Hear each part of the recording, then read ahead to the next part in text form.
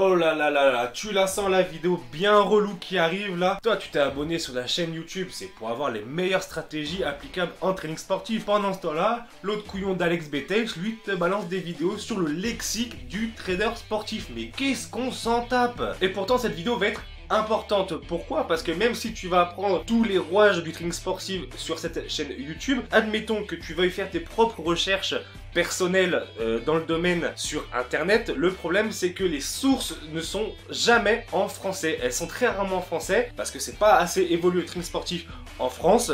En revanche, quand tu vas faire tes recherches sur le training sportif, tu vas forcément tomber sur des sources anglophones. Donc, qui dit source anglophone dit terme anglais. Mais si tu veux comprendre les articles et les vidéos que tu vas écouter, il va falloir que tu puisses comprendre ces termes et les réajuster en français. Il va falloir que tu les francises un petit peu. De plus, dans la suite de la formation, il se peut que j'emploie certains termes et que tu ne saches pas du coup qu'est-ce que ça signifie. Et donc c'est très important d'avoir ce petit lexique pour que tu puisses te faire une traduction littéraire directement quand j'emploierai ces termes. Après, rassure-toi, dans la formation et sur la chaîne YouTube, je vais vraiment employer des termes francisés. Les termes anglais, c'est pas trop mon truc et je préfère franciser la chose histoire que on se comprenne tous un petit peu mieux. Ça fera moins pro, ça fera un peu plus dégueulasse oralement, mais on s'en fiche. Le principal, c'est que tu comprennes l'information qui te sera présentée. Alors, j'ai recensé quelques termes. Je pense pas qu'ils soient tous présents. Néanmoins, il y a les principaux et ceux aussi que je vais le plus employer sur la chaîne YouTube.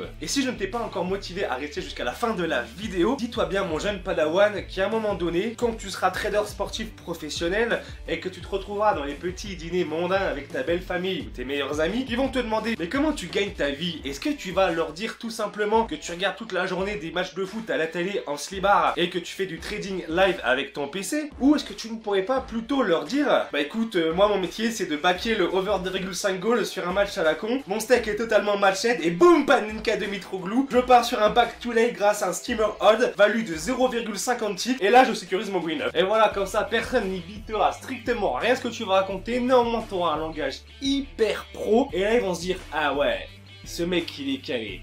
Pour peu que tu mettes tes petites lunettes, je te jure, si tu craches ta science en pleine date, tu vas pécho.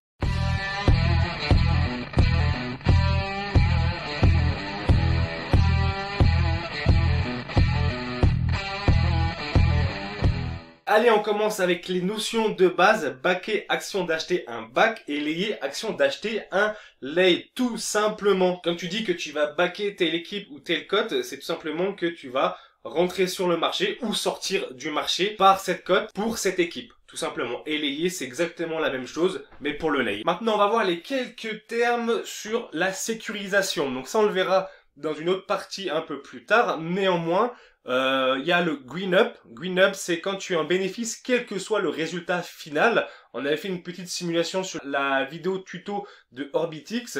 C'est, par exemple, tu vas sur le marché du 1x2, donc qui est à la fin du match, le match nul ou la victoire à domicile ou à l'extérieur, peu importe, ton trade aurait été bénéfique, quelle que soit l'issue du match, tout simplement. Le red up, eh ben c'est exactement l'inverse, c'est quand tu es en perte, quel que soit le résultat final. Et le scratch trade, c'est quand tu fais un trade à zéro. Aucun bénéfice, aucune perte. On continue avec deux autres termes qui correspondent au mouvement des cotes. Donc ça, on le verra encore une fois un peu plus tard sur une vidéo qui traitera du mouvement des cotes. Néanmoins, steamer, ça veut dire que le mouvement de cote est baissier. Drifter, c'est-à-dire que le mouvement de cote est haussier, tout simplement. Streamer, la cote va baisser tant qu'il n'y a pas de fait de jeu important dans le match. Et drifter, la cote va monter tant qu'il n'y a pas de fait de jeu concret dans le match. Un bon exemple pour que tu puisses comprendre un petit peu ces termes-là, ça va être sur le marché du over-under. Peu importe le nombre de buts, le marché du over-under. Par exemple, en début de match, le under 2,5 buts aura un mouvement de cote steamer. Pourquoi? Parce qu'il va baisser tant qu'il n'y aura pas de but dans le match.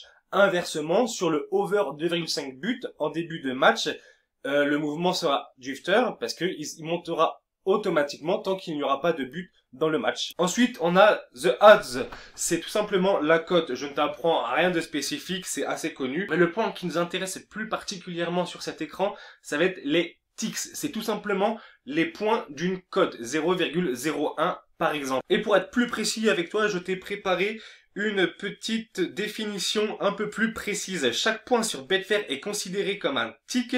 Il s'agit de l'équivalent du pips en trading forex. 0,01 est un tick. Un mouvement de cote de 1,5 à 1,45 correspond à un mouvement de 5 ticks. Parce que de 1,5 pour passer à 1,45, il y a 5 ticks de différence. Sur les cotes supérieures à 2, les ticks se déplacent par 0,02. Ainsi, un mouvement de cote de 2,5 à 2,7 correspond à un mouvement de 10 ticks. Plus concrètement, quand tu vas acheter une cote et par exemple la revendre juste après, la cote aura bougé de quelques ticks et c'est avec ces ticks que tu vas pouvoir faire tes bénéfices et ton trade.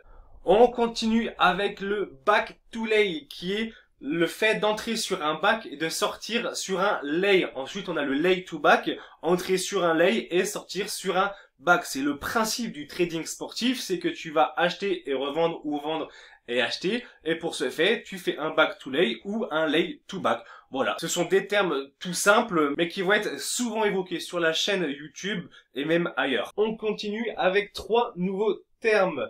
Le premier, matched, c'est le montant de la mise qui a été accepté sur le marché. Unmatched, c'est le montant de la mise qui n'a pas encore été accepté sur le marché. Si par exemple tu veux poser 500 € sur une cote à 1,8, mais que sur la cote de 1,8, il y a en liquidité 400 €. Donc tu auras 400 € qui seront matched sur cette cote et il restera 100 € qui n'auront pas été encore acceptés sur le marché. Il faudra attendre qu'une autre personne accepte de faire l'échange avec toi pour que cet argent-là soit matched, tout simplement. Ensuite, on a l'upside. Ça correspond à la cote qui est hors du marché. Ça revient presque à un unmatched, sauf que lui, il n'a aucune chance d'être matched finalement. Par exemple, tu veux miser sur le fait qu'il y aura un but en première mi-temps. La cote est en général à 1,33 en moyenne et toi, tu la demandes à 1,5 sur le marché. Le problème, c'est qu'un but arrive dans les toutes premières minutes, donc la cote à 1,5 n'aura pas eu le temps d'être matched. Malheureusement, ce sera jamais matched, puisque vu qu'il y a eu un but, c'est impossible que la cote revienne sur le marché, puisque le marché est tout simplement fermé. À présent, 2 nouveaux termes, le stake, qui correspond tout simplement à ta mise. On a aussi la liability, qui est plus spécifique au lay, donc ça, on verra plus particulièrement ce terme-là dans les prochaines vidéos quand on traitera du back et du lay. Mais en gros, la liability, c'est la somme, le risque engagé sur le marché. Comme tu as pu le constater dans les précédentes vidéos, quand je fais un lay sur Orbitix, le calcul est totalement différent que si c'était sur un back. Avec le lay, je gagne l'équivalent de ma mise et je risque le montant de la cote. C'est donc ce qu'on appelle la liability. Et voilà pour cette vidéo très rapide. J'espère que tu as pu bien te foutre de ma gueule sur mon accent anglais. Je m'en fiche, je l'assume totalement. Je crois que dans la vidéo, j'ai fait un surplus de tout simplement. On va voir ce que je peux faire au montage. J'espère que cette vidéo t'a plu malgré le peu d'intérêt en prime abord de ce qu'elle peut te présenter. Je te promets que dans les prochaines vidéos, on va vraiment rentrer dans le vif du sujet. Sur ce, je te souhaite une excellente journée et je te dis à très vite.